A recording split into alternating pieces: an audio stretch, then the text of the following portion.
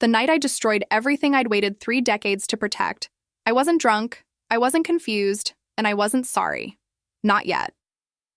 That would come later, when the lights went on and I saw what I'd actually done. But in that moment, with his hands on my face and 30 years of silence finally breaking open, all I felt was alive. And that terrified me more than anything else that followed. My name is Anne. I'm 61 years old, and I live in a small neighborhood just outside Portland, Oregon, where everyone knows everyone, where secrets are supposed to stay buried, and where I'd successfully hidden mine for longer than most marriages last.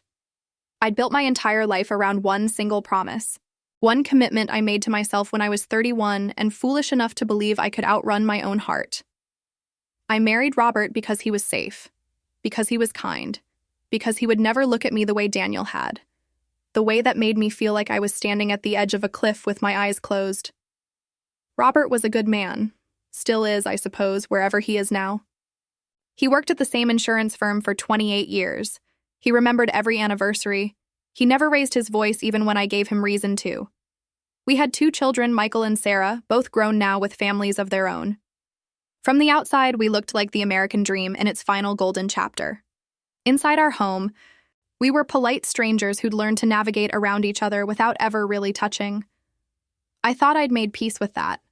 I thought the part of me that wanted more had died somewhere around my 40th birthday, buried under mortgage payments and PTA meetings and the steady, numbing rhythm of a life that was perfectly fine. If you'd asked me a year ago if I was happy, I would have said yes, and almost meant it. But I hadn't counted on Daniel Morrison moving back to Portland after 32 years away. I definitely hadn't counted on him moving into the house 3 doors down from mine. The first time I saw him again was at a neighborhood barbecue in late June. I was carrying a pasta salad I'd made that morning. Robert was talking to someone about golf, and then I heard this laugh, this specific sound I'd tried so hard to forget, and my entire body remembered before my mind caught up. He was older, of course, silver at his temples, lines around his eyes. But when he turned and saw me, when our eyes met across Susan Henderson's perfectly manicured lawn, I felt exactly like I had at 29, standing in his apartment doorway, trying to decide if I was brave enough to stay. I wasn't brave then. I chose Robert, chose safety, chose the life that made sense on paper. And for 30 years, I'd told myself I'd made the right choice. But the way Daniel looked at me that afternoon, like no time had passed at all, like I was still the woman he'd begged not to leave, made every one of those years feel like a lie I'd been telling myself just to get through the day. I should have stayed away from him. I should have made excuses, avoided the neighborhood events, pretended he didn't exist. Instead, I found myself walking past his house on my morning runs. I started gardening in my front yard at times I knew he'd be getting his mail. Small things, innocent things, things I could explain away if anyone asked. Robert certainly didn't notice. Robert hadn't really looked at me in years. The first time we actually talked, really talked, was 3 weeks after that barbecue. I was pulling weeds from the flower beds, and he walked over with a glass of lemonade, said I looked like I could use a break. We sat on my front steps for 2 hours. He told me about his divorce, about the years he'd spent in Boston building a career in architecture, about how he'd thought about me every single time he designed a house, wondering if I was happy in mine. I told him about my children, about Robert's upcoming retirement, about how I'd learned to paint in my 50s because I needed something that was just mine. I didn't tell him that I'd thought about him too, that there were nights I'd lie awake next to my husband and imagine a completely different life, that I'd kept a photograph of us from college hidden in the back of my closet for 3 decades, too ashamed to throw it away but too honest to pretend I didn't want to keep it. He asked if I was happy. I said yes. He said I was lying. And when I didn't correct him, something shifted between us. Something dangerous and familiar and absolutely inevitable. After that day, we started meeting deliberately. Coffee at the diner on Morrison Street where no one from our neighborhood went. Walks in Forest Park where the trails were empty on weekday mornings. Conversations that lasted hours and left me feeling more seen than I'd felt in my entire marriage. He never touched me, not then, but I wanted him to. God help me, I wanted him to so badly I started wearing perfume again, started caring about what I looked like, started feeling like a version of myself I thought had died a long time ago. Robert still didn't notice. Or maybe he did and just didn't care anymore. Our marriage had been dead for years. We both knew it. But neither of us had been brave enough to say it out loud. We were comfortable. We were committed. We were everything a marriage was supposed to be except honest. I told myself I wasn't doing anything wrong. We were just talking, just friends, just two old lovers catching up after decades apart. But I knew better. Every time I laughed at something Daniel said, every time I found myself counting the hours until I'd see him again, every time I compared the way he looked at me to the way Robert didn't, I was crossing a line. I just wasn't ready to admit how far over it I'd already gone. The first time I lied directly to Robert was in early September. Daniel had invited me to see a house he was designing in Lake Oswego, said he wanted my opinion on the color scheme. I told Robert I was meeting my book club. He barely looked up from his newspaper, just nodded and told me to have fun. I drove 40 minutes to meet another man, spent 3 hours alone with him in an empty house, and my husband didn't ask a single question when I came home. That should have hurt. Instead, it felt like permission. In that house, surrounded by paint swatches and floor plans, Daniel told me he'd never stopped loving me. He said he'd gotten married hoping to forget me, had gotten divorced because he couldn't. He said moving back to Portland was the dumbest and bravest thing he'd ever done, because he knew I was here, knew I was married, knew he had no right to want what he wanted. But he wanted it anyway. He wanted me anyway. I should have left. I should have said no, should have protected my marriage, my family, my carefully constructed life. But when he reached for my hand, when his fingers touched mine for the first time in 30 years, I felt something I'd almost forgotten existed. I felt chosen. I felt wanted. I felt like someone who mattered as more than just a wife, a mother, a woman who'd learned to make herself smaller and quieter and less troublesome over 3 decades of slowly disappearing. If you're watching this and you've been in a marriage that's died slowly, so slowly you didn't even notice until you were already a ghost in your own life, you might understand. Or maybe you'll judge me. I'm ready for that too. We didn't kiss that day, but we both knew we were going to. It was just a matter of when. 2 weeks later, Daniel's daughter came to visit from Boston. He invited the neighborhood over for dinner, wanted to introduce her around. Robert and I went together, played our parts perfectly. The happy couple in their twilight years, comfortable and content. Daniel's daughter, Melissa, was 34, bright and warm, and she pulled me aside at one point to tell me her father seemed happier than he'd been in years. She said she thought moving back to Oregon was the best decision he'd made, that he seemed like himself again.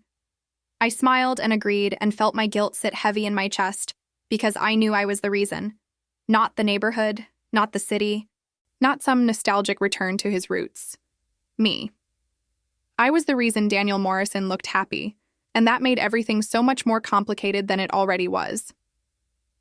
That night, after Robert went to bed, I stood in my bathroom and stared at my reflection, trying to recognize the woman looking back at me.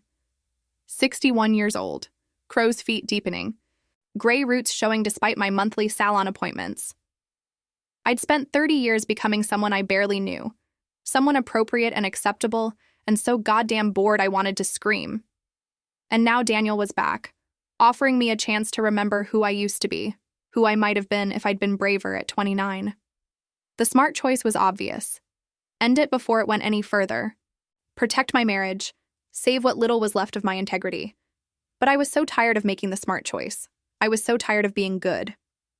3 days before my 61st birthday, Robert told me he'd planned a weekend trip to Seattle, just the two of us, a chance to reconnect before his retirement. He'd booked a hotel room with a view of the Sound, made reservations at that restaurant I used to love. He was trying, really trying, and it broke my heart because I knew it was too late. I'd already decided. I just hadn't admitted it yet. I told him the trip sounded wonderful. I helped him pack. I kissed him goodbye at the door and told him I'd see him in a few days. And then, with my husband barely out of the driveway, I texted Daniel and asked if I could come over. He knew what I was asking. He texted back one word. Yes. I should tell you I hesitated. I should tell you I thought about my children, my grandchildren, everything I stood to lose. But the truth is, I didn't think about any of that. All I thought about was how badly I wanted to feel something real again, even if it destroyed everything else in the process. I changed clothes 3 times, brushed my teeth twice, stood at my front door for a full minute before I finally walked across the street to his house. When Daniel opened the door, I saw my entire future in his eyes, the affair we were about to start, the lies I'd have to tell, the moment everything would eventually fall apart. I saw all of it. And I walked inside anyway. We talked for hours first, about our marriages, our regrets, all the what-ifs we'd been carrying around for 3 decades.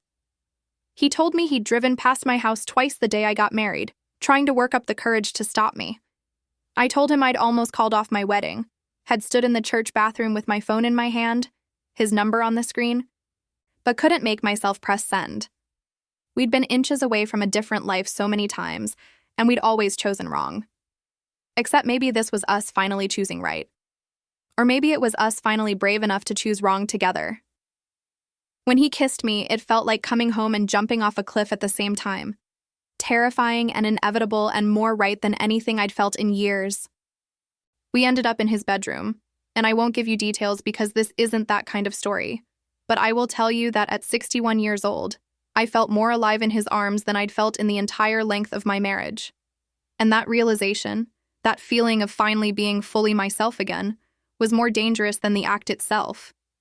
Because once you remember what it feels like to be chosen, to be wanted, to be seen, you can't go back to settling for less. You can't go back to being invisible. I left his house at 3 a.m, walked back across the street to my empty home, climbed into my bed, and stared at the ceiling until sunrise. I didn't feel guilty. Not yet.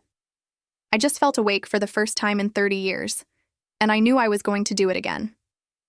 Subscribe now, because what I'm about to tell you next is where everything truly fell apart, and I need you to understand how easy it is to justify the unforgivable when you're finally feeling like yourself again. The affair lasted 4 months. 4 months of sneaking away while Robert worked late, of elaborate lies about book clubs and volunteer work and errands that took hours longer than they should. 4 months of learning Daniel's body the way I'd once known it when we were young, of remembering what it felt like to be touched like I mattered, to be looked at like I was something more than furniture in my own life. We were careful. No restaurants where we might be seen, no digital footprints, no paper trails. We communicated through a messaging app that deleted everything automatically. We met at his house only when we were absolutely certain the neighborhood was empty, or occasionally at a hotel 40 miles outside Portland where no one knew us. Daniel wanted to tell his daughter, wanted to make this real, but I couldn't. Not yet. Because making it real meant admitting what I'd done, meant admitting I'd thrown away 30 years of my life for 4 months with a man I'd chosen not to be with when it actually mattered. My children called regularly. Michael was planning Thanksgiving, wanted to know what I was bringing. Sarah was pregnant with her 3rd child, needed help planning the baby shower. I played my part perfectly. The devoted mother and grandmother, all while counting the hours until I could see Daniel again. The compartmentalization was exhausting, but I'd gotten good at it. Too good. Robert sensed something. He didn't say anything directly, but I'd catch him watching me sometimes with this confused expression, like he was trying to figure out what had changed. I'd lost weight, started wearing makeup again, laughed more. All the things a wife should do to please her husband, except I wasn't doing them for him. And somewhere deep down, I think he knew that. In October, Robert suggested couples therapy. Said he felt like we were drifting apart, like we'd lost something important. I agreed because refusing would have raised suspicions, but sitting in that therapist's office, lying about why I seemed distracted, why I wasn't present in our marriage, was one of the hardest things I've ever done. The therapist asked what I wanted from our relationship. I said connection. She asked what connection looked like to me. I described everything I had with Daniel while looking at my husband, and Robert held my hand and promised to try harder, to be better, to give me whatever I needed. I wanted to tell him it was too late. I wanted to tell him I'd already found what I needed 3 doors down. But I just squeezed his hand back and lied with my silence. The night everything changed was November 8th, a Tuesday. Robert was supposed to be at a retirement planning seminar until 9. I'd told him I was having dinner with my friend Patricia. Instead, I was at Daniel's house, in his bed, feeling safe and seen and so far away from the life I was supposed to be living. We didn't hear the door open, didn't hear footsteps on the stairs. Robert had left the seminar early, had driven home planning to surprise me, had seen my car wasn't there, and decided to check with Daniel to see if he'd noticed anything unusual in the neighborhood. When Robert opened Daniel's bedroom door and found his wife of 30 years in another man's arms, the sound he made wasn't anger. It was grief. Pure, devastating grief. Like watching something die right in front of him. I grabbed the sheet, tried to cover myself, started saying his name, but there were no words that could fix what he was seeing. Daniel stood up, tried to explain, but what was there to explain? We'd been caught. The careful lies, the elaborate planning, the months of deception, all of it destroyed in a single moment. Robert just stood there, staring at me like I was a stranger. Then he turned and walked out. Didn't yell, didn't cry, didn't break anything. Just walked out of Daniel's house, got in his car, and drove away. I got dressed in under a minute, ran after him, but he was gone. I called his phone 17 times. He didn't answer. I drove home, but he wasn't there either. I sat in my living room in the house we'd bought together 30 years ago, surrounded by family photos and shared memories and the evidence of a life I'd just burned to the ground, and waited for him to come back. He didn't come home that night, or the next night, or the night after that. On the third day, my son Michael called. His voice was cold, controlled, completely unlike him. He said Dad had called him, had told him everything, and Michael needed me to know that I'd destroyed our family. He said Sarah wasn't speaking to me at all, that she'd cried for 2 hours when Robert told her, that she couldn't believe her mother was capable of something so selfish. He said the grandkids wouldn't be coming around for a while, that he and Sarah needed time to process what I'd done. Then he asked the question that broke me. Was it worth it, Mom? Was 4 months with your old boyfriend worth losing your family? I didn't have an answer. I still don't. Robert filed for divorce 3 weeks later. He's staying with Michael, won't take my calls, won't agree to meet in person. His lawyer sent papers requesting a 50-50 split of everything we'd built together, including the house. After 30 years of marriage, I'm about to lose my home, my family, and my place in the community I've lived in for most of my adult life. The neighbors all know now. Susan Henderson won't speak to me. Patricia, my supposed best friend for 15 years, told me I was selfish and disgusting. I've become exactly what you'd expect, the villain in my own story, the woman who destroyed a good marriage for selfish reasons. Daniel wants us to be together officially now. Says we've already lost everything else, so we might as well build something real from the wreckage. But I look at him now, and I'm not sure I'm seeing him clearly. Am I in love with Daniel Morrison? Or am I in love with feeling alive again? Am I brave for finally choosing what I want? Or am I just a coward who destroyed everything rather than face the truth about my failing marriage? I don't have answers. All I know is that at 61 years old, I burned my life down, because for 4 months I felt like myself again. And I can't decide if that makes me honest or just unforgivably selfish. My daughter is having a baby in 3 months. She doesn't want me at the birth. My grandchildren ask their parents where Grandma is, why she doesn't visit anymore. Michael told them I'm sick, which I suppose is true in a way. I am sick. Sick of lying, sick of pretending, sick of being someone I'm not. But that sickness cost me everything. So I'm asking you, whoever's watching this, because I genuinely don't know anymore. If you spent 30 years in a marriage that slowly killed who you were, if you had a chance to feel alive again, even if it meant destroying everything else, would you take it? Should I have stayed in my comfortable dead marriage, kept playing the part, protected my family from the truth? Or was I right to finally choose myself, even if the cost was this high? Leave your answer in the comments, because I'm still trying to figure out if I'm brave or just broken, and I need to know what you think. And if you've ever felt invisible in your own life, if you've ever wondered if it's too late to choose differently, subscribe and stay with me, because I'm not done telling you what happened next. Because here's what I haven't told you yet, the part that keeps me up at night. Last week, Robert called.